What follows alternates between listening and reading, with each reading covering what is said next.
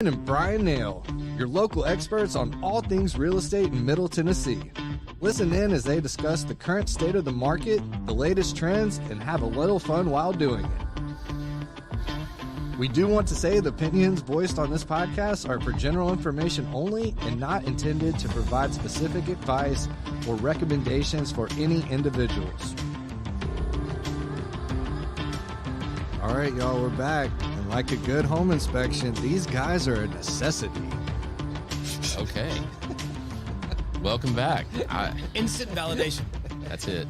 Because Trent said so. Yeah, Trent said so. That's it. I love it. I love it. That was Missy. We got to give Missy. That one's props Missy? on Okay.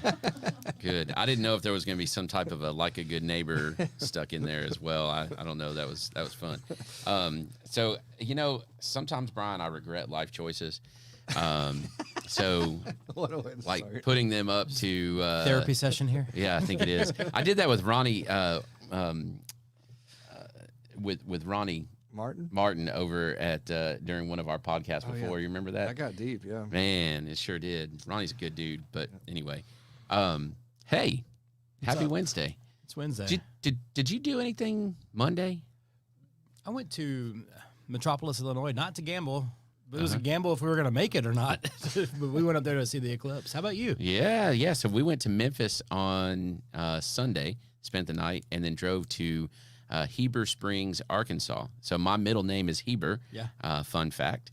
And my son's middle name is Heber. My dad's middle name is Heber. My grandfather's middle name was Heber. My great-grandfather's only name was Heber. He didn't have a middle name. Interesting. Yep. He went by Heb Harmon. I don't want to distract from the talk of the eclipse because that was awesome. Yeah. But my middle name is Finner. My dad's middle name is Finner. My granddad's middle name is Finner. And I made a new friend a couple weeks ago who said he thought that was a joke. He didn't think my name was Finner. He thought my buddy was just calling me Finner, just randomly. Because you like to swim. Because he's like, well, fingernail, like fingernail, like fingernail. And I was like, dude, I've never heard that before. So That's interesting. So I told my dad about it. And so I found out my granddad worked at the paper mill, and sure enough, there was a guy that worked with my granddad that used to always call him fingernail, and I had no idea. So it skipped a generation, I guess. My dad never had to deal with it, but now I got a guy that calls me fingernail. Well, you got two guys now that are going to call you fingernail. Just saying. You might have a room full of people, and you just put it out into the world. To the world. So Brian's new nickname, fingernail. Got it. So anyway, the eclipse was awesome. We spent it was just over 4 minutes in totality. Nice. Where we were, and it was cool. My kids all were happy to experience that, and it was much cooler to them seeing it than they thought it would be. Yeah. Do you know what I mean? I do. Yeah. My kids were lamenting the time we spent in the car. And you did it right, too, breaking the trip up. We did it all in one day. It was a long drive home. And it was about 15 hours in the car for like just under 2.5 minutes of totality for us. And my kids were like, yeah, this wasn't worth it. It would have been if we could have broke it up, I think. But coming back was just It's brutal. very interesting, though, how much more traffic you experienced than I did. Yeah. I think there were a lot of weather forecasts because you and I, we were talking about going to see it together. And we were like, well, we'll either go towards Jonesboro or up to Paducah because they're about the same distance, within an hour or so of distance traveled. But, man, the forecasts all were showing that, like, Paducah and that Metropolis area was going to be one of the clearest parts of the country to see it. And I know you had clear skies, and they did in Indianapolis, too. But I think a lot of people kind of centered in on that Cape Girardeau area because the forecast was most favorable for clear skies. And Interstate 24, it just is what it is. Yeah, Whether you're disaster. apparently in Kentucky or Nashville, 24 is a beast. Well, we were on a lot of back roads in Arkansas to get to Heber Springs, and the only traffic we encountered that was any kind of stop and go, the only traffic was coming back into Memphis. Yeah. But we also hit that at like 6:30. Yeah. So, or 6 o'clock, somewhere around there. So, I mean, it was probably relatively normal traffic anyway. But no, it was great. But no, I do think I got a video of my daughter's going, oh, it's so beautiful. And it's like, and when she says it wasn't worth it, I can always have that video clip to go back. Yeah. The interesting thing, I think Arkansas expected significantly more traffic than what they got, because there was all kinds of press releases about 700,000 cars on the interstates and all this stuff, and it just wasn't there.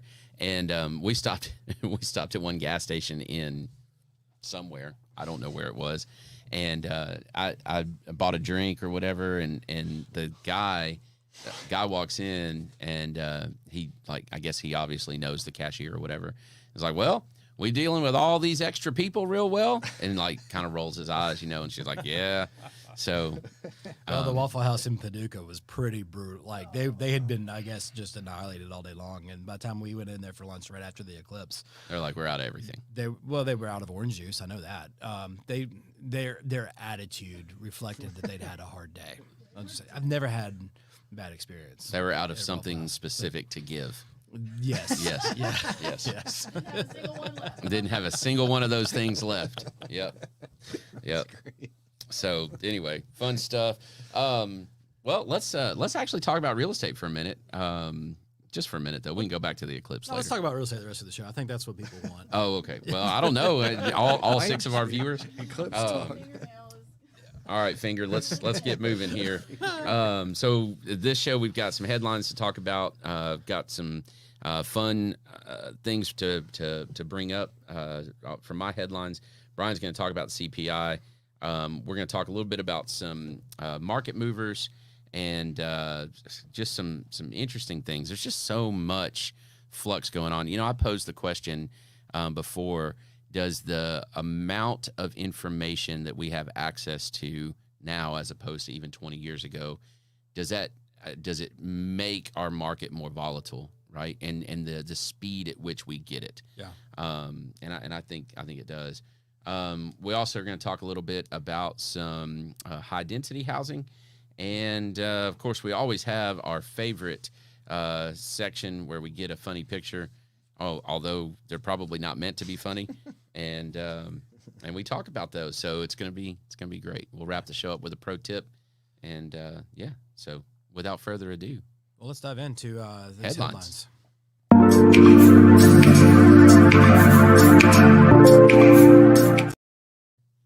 Back to you. Back to us. Yep. All right. So my headline, and I probably should have given this to Trent to start with. So we could have some pictures up, but the most expensive house, single family home sale closed in January of this year, ever. So historical, most expensive house.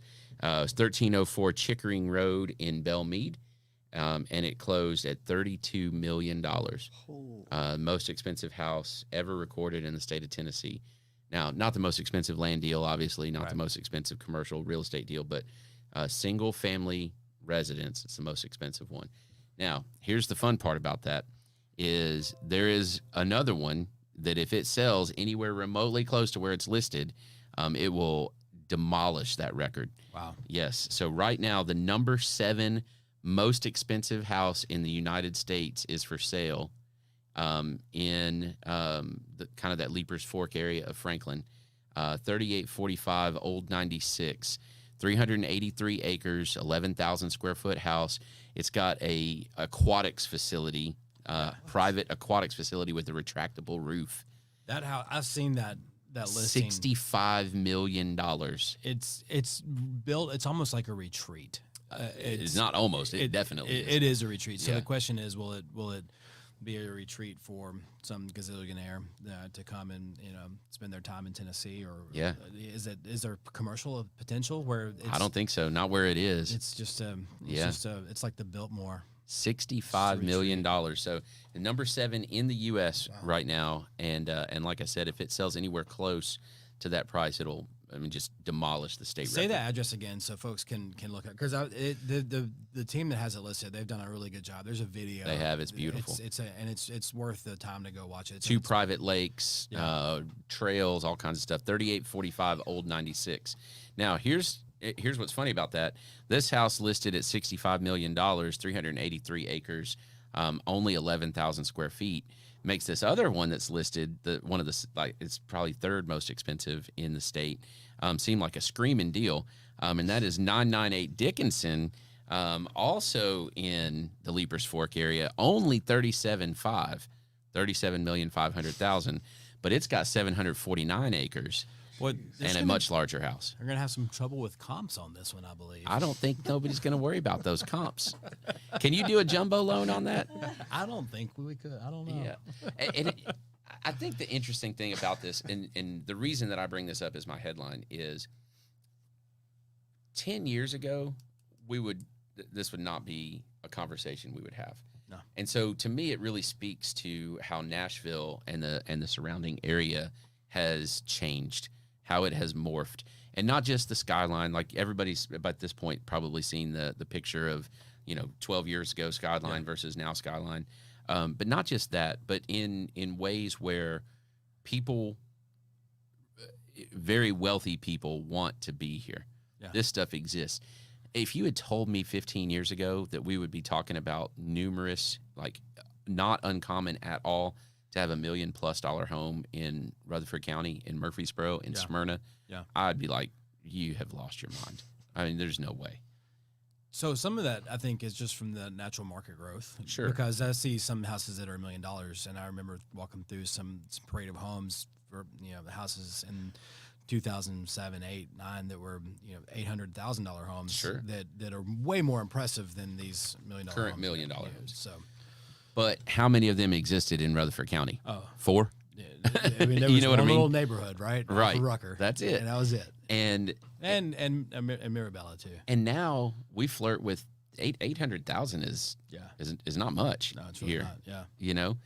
And I don't know. And yeah, some of that is appreciation, but that couldn't exist here if there weren't people that were willing to spend that here. Right. Well, and that goes to, we talked last week, the pro tip was about jumbo loans and how to navigate those. And does it we need to partner up with a lender who can look at this and say, hey, does it make sense to go jumbo, or is there a broker option that's available where you can get better terms without having to go into that high cost space? And it's but the reason that our conforming loan limits are so much higher than the rest of the country is what we're just talking about right now. Yeah. My headline for the week is, it's very timely because it just came out this morning. The Consumer Price Index, core CPI, came in at 0.4 versus a 0.3 estimate, which is a very meager beat. But boy, like we talked last week about the technicals and how we had kind of broke through a ceiling, and the bond market is just not liking this inflation report, and that's kind of what we talked about last week. If what's going to be the next technical line, and how far can things run? It seemed like last week that we broke through that, but then by the end of the day we'd settled back down. But the fact that line of demarcation had been crossed, I think, gives the bond market a long leash to run right now. So you use some words that I don't understand. So the 0.4 versus 0.3. Let's talk about that for a second. So what that means is that inflation was up 0.4%, right, and this is a month over month. That was let me make sure. I think that's the year over year. So essentially, we're still inflating, is right, what it amounts to. It does, yeah. And the idea is that the raise in interest rates is supposed to give us a period of deflation. Is that right? And at least pause. Yeah, so month over month was 0.4 versus 0.3, and the year over year was 0.38 versus the estimate of 3.7. So both of them were slightly up, higher than expectations. And so you look at that in a 0.4 versus a 0.3, it's like, it's practically the same thing. It's a meager beat, but the bond market's reaction to it is because it's still higher. It's still higher. And that means that what because of what we're trying to do, it's not working. Right. It's slowed down growth, right, but it hasn't reversed growth. Yeah, it means, and what it means is did the Fed raise rates enough? And there's starting to be big questions of should they have done another rate hike last year? Should they have stopped in July, or should they have kept on going? Mm-hmm. Does it mean that they may not cut until September now, where we thought that it already started cutting by now? This is and the reality is we keep seeing numbers that are not doing what they're supposed to do. Right. They're not going to cut. It's a very stubborn economy. And it's interesting because again, when we've said this, I think every single week, is in order to get this piece of it where everybody feels like it should be, we have to hurt in other places. Yeah. And it's weird to say that, right? Like it's like we need some depression here. We need some, some recession. Yeah. And it's like, do we? I mean, like, that feels weird to say that. Well, they wanted to pull off this soft landing, which is incredibly difficult to do. But boy, if we get into a spot where we still have inflation and we're in a high rate environment, the Fed's going to be in a very tricky position. They'd hoped that what they had done was going to, our friend Grant had posted this morning about how much lag there is between the last rate cut and the recession. But if we don't go into that recession, and that last rate cut was in July, we're going to have high rates, economy still growing, and it's going to be a tricky place for the Fed to be. So then the question becomes, are we better off just accepting higher rates and moving on? I think that's where we are. Do you know what I'm saying? I think in a lot of ways we're at that point now where I think the market started to understand, hey, this is where we are with rates. And we know we're not going back to the fours anytime soon. We'd hoped to maybe land somewhere. And you're saying rates specifically for mortgage. Right. Yeah. We'd hope for mortgage rates to land somewhere in the 5s and 6s. And boy, it's looking like that's kicking it. It's going to be further down the road before we get there than we had thought when we started this year. Yeah. Yeah. So, I mean, and we'll get to this. We'll talk a little bit about this, but man, if you're on the fence and you're waiting and you've got some magic number in your head as far as like an interest rate amount or whatever, if the market is still growing, and it is, right, and prices of houses are still going up, and they are, and rates are not coming down anytime soon, any possibility of you saving money on a monthly payment type situation, it's never going to come. You're going to save the money on the buy. You're going to buy it for as cheap as you can. Buy it while you can negotiate for repairs. Buy it while you can negotiate for closing cost concessions. Don't wait, because for the last 15 years, I think we've seen people that have said, hey, I'm going to wait this market out. The market's going to crash. When it crashes, that's when I'll buy. And now there hadn't been a crash. The crash was in 08. They're almost trying to make it crash. The crash was in 08, and that was a real estate led recession. Right. Historically, real estate does fairly well in recessions. It's when real estate caused that recession through loose lending practices and loose guidelines, and you can fog a mirror, you can get a loan. That's what caused that recession. We've got strong credit right now. People have a lot of equity in their houses. There's no foreclosure boom coming. That people thought during COVID that would happen, but because of the way that the industry stepped in and put a halt on foreclosures and allowed for forbearances, and usually to get out of a forbearance you have to get yourself caught back up, that they just kind of punted all those forbearances to the back end of the loan. There's no foreclosure boom coming. No, there's no reason for it. No. Right. I mean, even if you are a casualty of what they're trying to create with this recession, if you're sitting on 50% equity, you'd be a fool to lose your house. Right. Just sell it. Right. Sell it and take the cash, live on it for a little while. Yeah. Interesting stuff. All right. Market movers.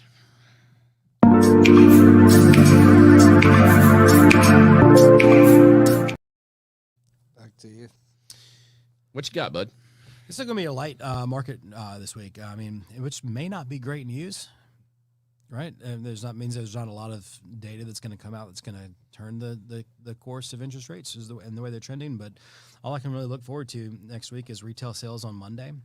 We get that on the 15th, and then on Tuesday we'll get housing starts and builder permits. That's all I've got, really. So that means there's a leash here for the bond market to play with.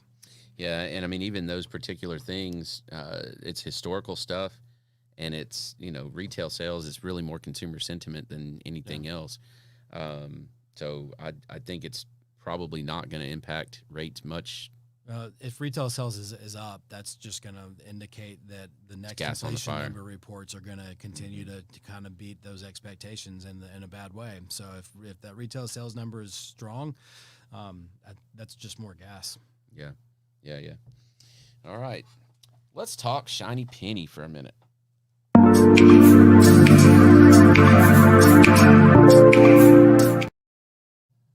Steve. All right, this is a fun one. And there's going to be some people who see this and they don't think of it as good news, but I do. Rutherford County, I think, has a housing shortage, right? And we have a need for some high density places. And we wanted, but I think we all are kind of in consensus. We're full on apartments. So it's exciting to me to see we have news coming of high density condos where people can have some ownership of their property. It's coming to the Fountains, and Scott Graby is the developer there. He's won rezoning approval for Fountains Phase 2. That means the construction, he's saying, should start as early as this month. And I like our city councilman, Austin Maxwell's take on this. And he said, I want property owners. I want people putting roots down. So this allows for us to kind of solve some of that high density need. I think there's people who like that kind of lifestyle. They're going to be able to have that. The price points are going to be fairly high, but it's going to give people an opportunity to own their residence in a place where they can have a lot of amenities and benefits. Walkability. With the stuff that's happening down at the bottoms where they're daylighting Town Creek. Is it Town Creek? Mm-hmm. Yeah, where they're daylighting that. I think that's going to be another great opportunity. And I hear a lot of people saying, oh, we don't need more high density. That's going to make more traffic. No, it could have the opposite effect, right? Because it's going to take cars off of the road. If I live in a place where I can walk to the restaurant that I want to go to or the park I want to visit and take my kids to, if I can walk there, I don't have to drive there. That's right. So or bike or whatever. Absolutely. Yeah. So I'm excited for these kinds of developments in Rutherford County. Well, and I think that what it does is it validates some of the other investments that the city's made.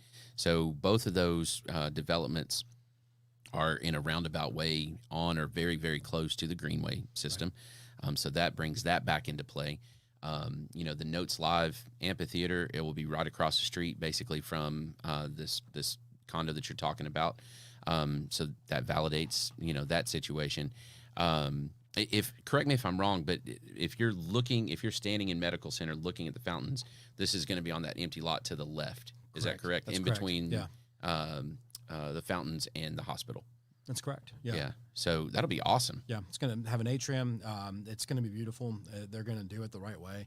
I think so far everything that's been done over in the Fountains has been done the right way. I agree 100%. And I'm excited to see Phase 2 coming along. Yeah. I mean, you've got co-work space, you've got retail, you've got restaurants, you've got entertainment, everything right there. And then especially with Notes across the street. And, yeah. I mean, it's going to be awesome. Yeah. The building is full. Missy's telling us that the Fountains is full, which is great. I think Show me another retail spot right now that has 100% occupancy. Well, and not just the retail. If she's talking about the office spaces, that means that all the restaurants and the retail on the first floor and captive audience. They've got clients. They've got a built-in way to stay open. And I think some of the initial restaurants and things that moved into the Fountains, they kind of struggled with that because it was a little slower to fill in. Sure. And so I'm thinking about Fuzzy's Taco Shop. It was a great spot. I miss it dearly. I think corporate Fuzzy's had other challenges too. It wasn't just the Rutherford County location. Man, that place was delicious. But man, yeah, Sean and his wife had a really good thing going with that. And then I'm glad we landed them in our community though. They're good people. Yeah. All right. Next, my favorite part of the show. Let's go. Let's do this. What y'all got for me? To be a good one. So we're gonna talk. Yes, it's real. An actual MLS photo. One moment, please. It's nervous anticipation right now. I just can't wait. Where'd it go?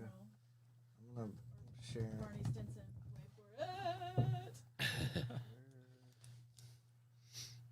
In the meantime, let's stare at our ugly mugs. Right.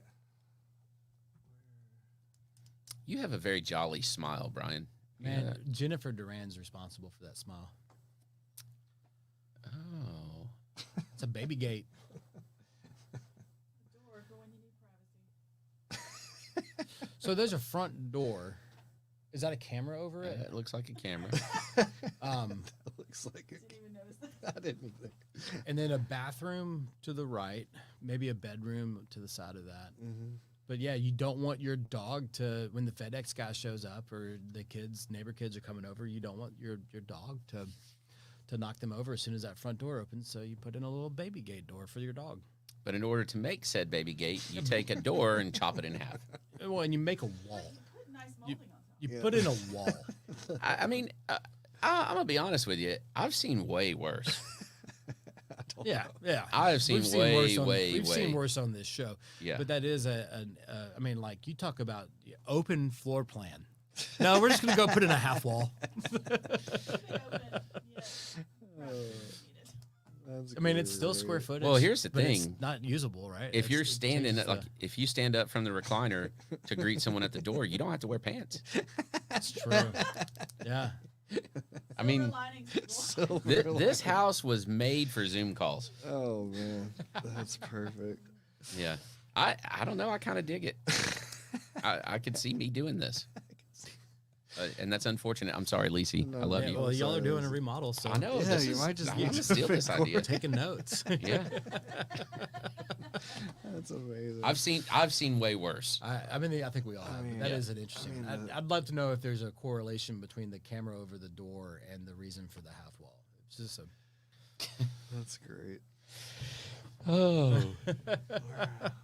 Good stuff. All right, pro Good tip. stuff. Yep, pro tip. All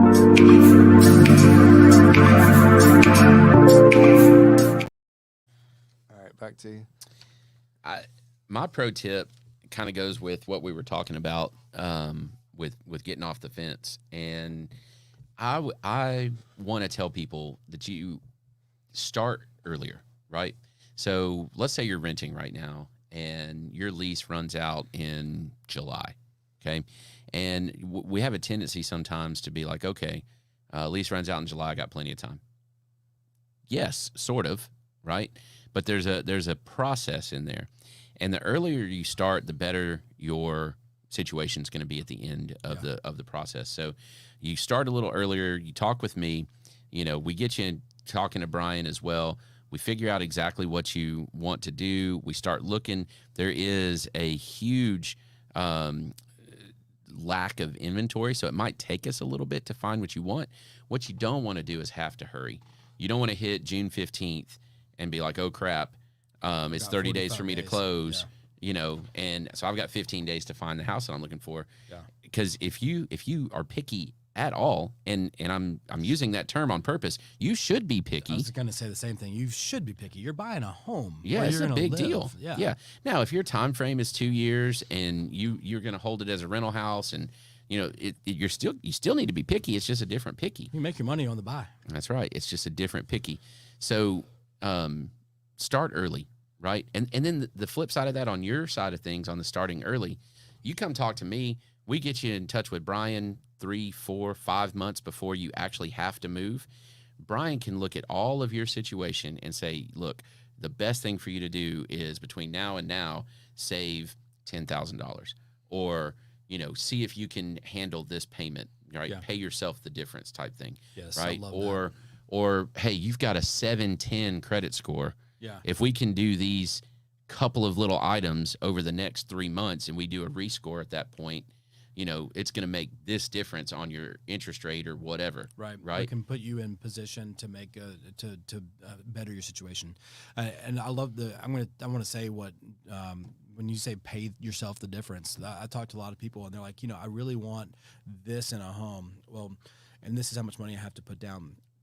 Well, that's going to give you a mortgage payment. Let's just say $2,500, and they say, "Oh man, well I really can't go more than $2,000." Yeah, my rent's $1,600, and I expected a $2,000 a month payment. That's really where I can go. If we know, can you save $500 a month, or maybe if you're paying $1,600 right now, can you save $900 a month over the next 2 to 3 months while you're getting ready? Because if you can, now you'll have an extra $3,000 in the bank for your down payment, and know you can handle the payment. and you'll know that you know what it feels like. Not necessarily if you can handle the payment, but what it feels like to handle. What do you have to give up? And it might be that in order for me to do that, I have to give up X, whatever it is. I have to take one less weekend trip or whatever. And you don't want to do that. Right. You don't want to change your lifestyle like that. So then you know that you need to keep that payment at $2,000. But if you go through that, and then we can back into what that purchase price looks like. If you go through that process though, and you're like, man, that $2,500, I was able to save the $900 a month. It wasn't really a big deal. I just was able to do it. Then you can shop at that price point with some confidence. That's right. So, but it all comes down to starting early, right? Yeah. And I think where this really comes into play for me a lot of times is when folks are trying to decide if they're going to sell first, buy first, try to buy with a home sale contingency. Like, how do we shuffle around? How do we figure it out? If I already own a house and I want to buy another one, right? Are they going to sell and then rent something? All of these kinds of things.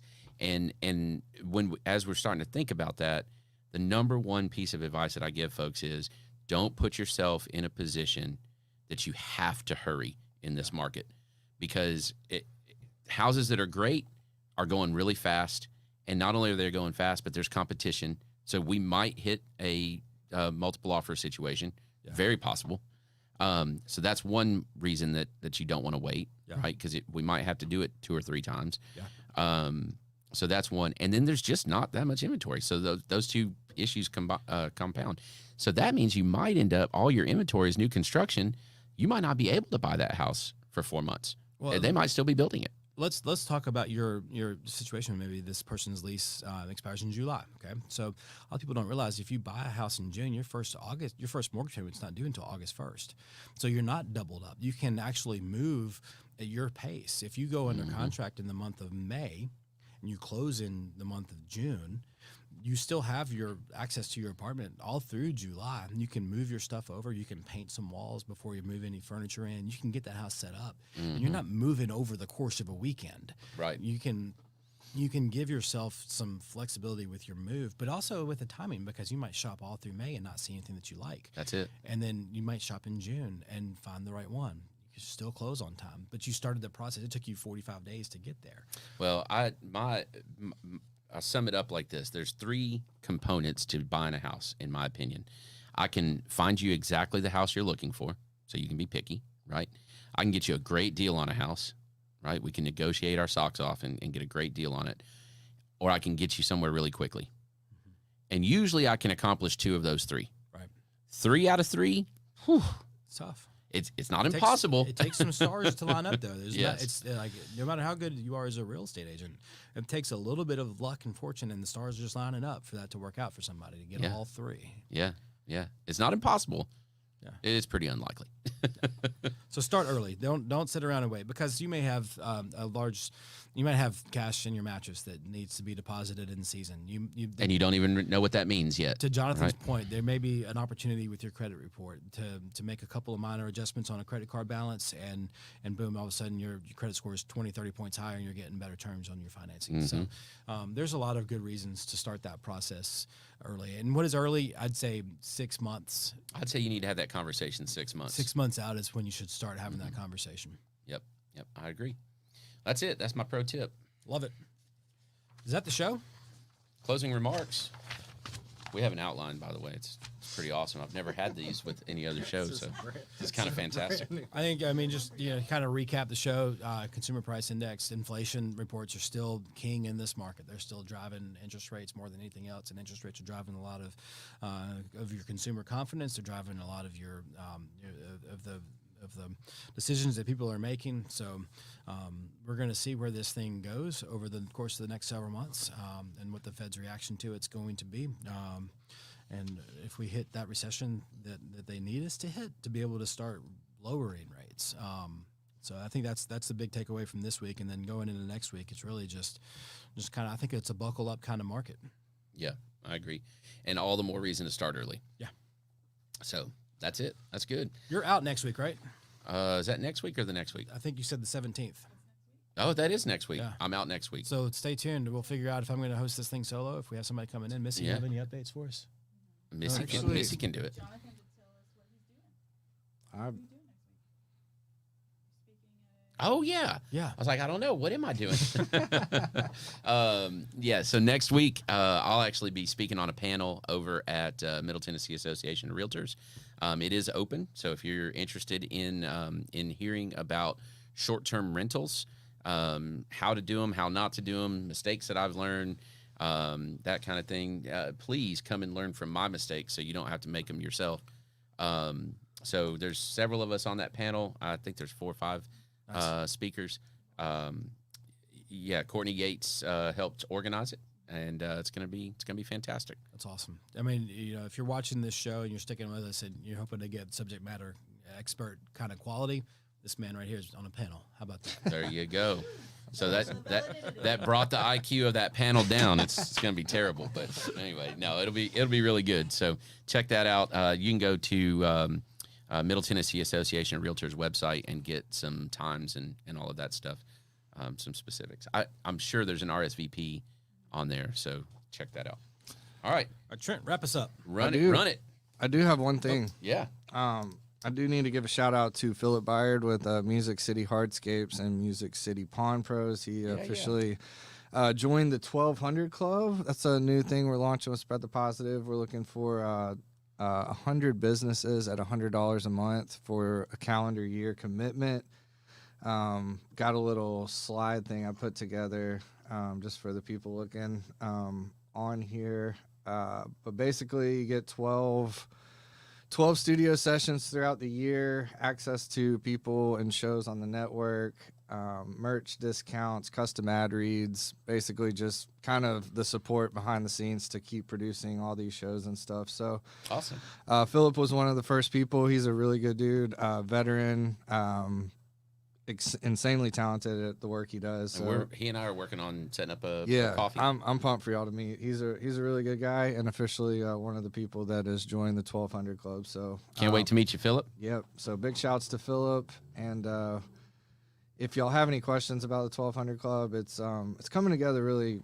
Like, it's going to be really easy to kind of tap in and get some really cool benefits from the stuff we're providing at Spread the Positive and through the streams, through the shows, and all the other stuff. And obviously, y'all, both the people sitting here are well past the 1200 Club. So thank you both for being early adopters as well. So check us out. 1200 Club is officially launched. So appreciate all the support so far and the support to come. Sounds good. All right. Thanks, Phillip. Thanks, Phil. All right, let's take it out. Thank you for listening to another episode of This Week in Real Estate with Jonathan Harmon and Bryan Nale, your go-to resource for all things real estate in Middle Tennessee. Be sure to like, share, follow, subscribe, and leave us a 5-star review. We will see y'all on the next one. Now for the nitty-gritty. Primis Mortgage Company is a subsidiary of Primis Bank, a member FDIC. Primis Mortgage NMLS number 1894879, BK number 1042893, ML number 1894879. As always, all loans are subject to credit approval and product guidelines. Equal housing lender.